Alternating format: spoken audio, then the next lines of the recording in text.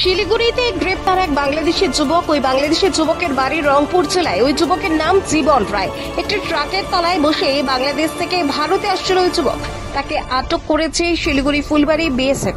শিলিগুড়ি ফুলবাড়ি ভারত বাংলাদেশ সীমান্তে বিএসএফ ওই যুবককে একটি গাড়ি ট্রাকের নিচে বসা অবস্থায় আটক করে। বিএসএফ ওই যুবককে নিউ জলপাইগুড়ি থানা পুলিশের হাতে তুলে দেয়। ভারত থেকে ভুটানে যে ট্রাক বাংলাদেশে পাথর নিয়ে আসে, সেই ট্রাককে বাংলাদেশ থেকে যখন ভারতে ফিরছিল সেই ট্রাকটি, সেই সময় ট্রাকের তলায় বসে ওই যুবক বাংলাদেশ থেকে ভারতে ঢোকে। ভারত বাংলাদেশ সীমান্তে শিলিগুড়ি ফুলবাড়ি সীমান্তে বিএসএফ বাংলাদেশ থেকে ভারতে ট্রাক ঢোকার সময় ওই ভুটান নম্বরের ট্রাক তল্লাশির সময় ওই যুবককে ট্রাকের নিচে বসে থাকতে দেখেই আটক করে। এই ঘটনায় একটি ভুটান নম্বরের ট্রাক এবং ট্রাক চালককেও আটক করে বিএসএফ। ধৃত ট্রাক চালকের নাম রঞ্জিত ওরাও, বাংলাদেশি যুবক জীবন রায় এবং ট্রাক চালক রঞ্জিত ওরাওকে মঙ্গলবার রাতে নিউ জলপাইগুড়ি থানার পুলিশের হাতে তুলে দেয় ফুলবাড়ি বিএসএফ।